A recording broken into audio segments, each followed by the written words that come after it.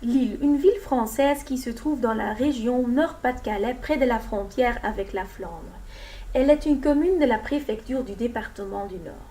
Comment venir à Lille? Vous pouvez venir en train car Lille possède deux gares situées en centre-ville. Si vous venez de Bruxelles, un voyage par TGV ou Eurostar dure 38 minutes. Une autre manière de visiter Lille est de prendre votre voiture. La ville est très accessible venant de Belgique. La ville a une histoire très riche. Lille est une ville qui a toujours été convoitée et donc occupée. Dans le temps, ce n'était pas plus d'une île au delta de la Deule. Voilà l'origine du nom Lille. Au début, c'était une ville flamande. Elle est instituée par le comte de Flandre. Mais par un mariage à la fin du XIVe siècle, elle devient bourguignonne. Et il faut attendre Louis XIV, XVIIe siècle, pour qu'elle devienne française. Mais tout ne s'arrête pas là, parce que la ville reste convoitée, notamment elle est attaquée par les Autrichiens pendant la Révolution française, un siège très violent.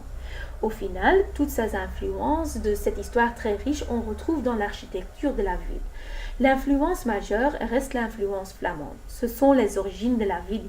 Après la crise économique des années 60, l'île vivait dans la marginalité.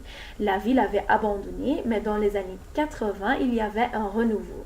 Aujourd'hui, Lille est une ville animée. Les Lillois sont fiers de leur ville. Pour se déplacer facilement dans la ville, il y a aussi plusieurs façons. Pour des distances plutôt loin, on vous recommande de prendre le bus ou le métro. Si vous n'avez pas peur d'un peu de mouvement, visite la ville à pied ou loue un vélo. Avant de commencer à explorer l'île, vous pouvez rendre visite à l'Office du tourisme, à la place Riour. L'office est installé au rez-de-chaussée du palais Riour, un très beau bâtiment de l'architecture gothique. Là, on vous donne plein de renseignements pour votre visite et un plan du centre-ville. Maintenant, votre découverte de la ville commence. 3, 2, 1. Sur la place du Général de Gaulle, aussi nommée la Grande Place, on retrouve déjà plusieurs bâtiments dans des styles architecture différents.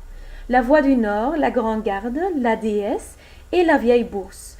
Le dernier est le plus beau monument de la ville. À l'intérieur, on y trouve des bouquinistes et des joueurs d'échecs.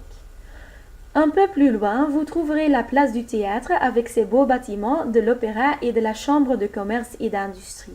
Celui-là est toujours un lieu de réunion, de conseil et de promotion des entreprises régionales.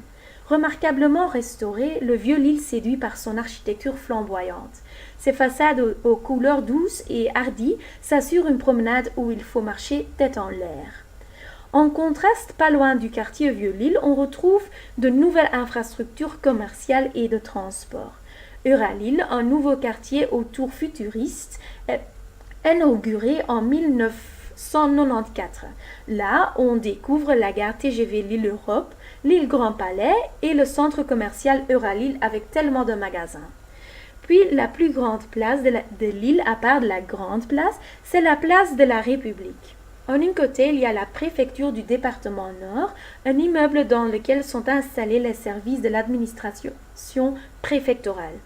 Et l'autre côté, il y a un des plus riches musées de France, le deuxième après le Louvre. Il présente des collections prestigieuses de peintures européennes comme Rubens, de peintures françaises du XIXe siècle comme Courbet et de sculptures du XIXe siècle comme de Rodin.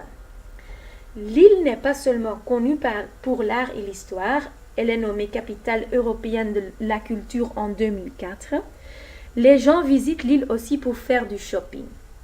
Chaque quartier a sa spécificité. Prenez l'escalator dans de grands magasins comme Euralille ou promène dans des agréables rues du centre-ville. Il y a tellement de magasins connus, vous ne partez pas en main vide. Visitez l'île et découvrez son magie vous-même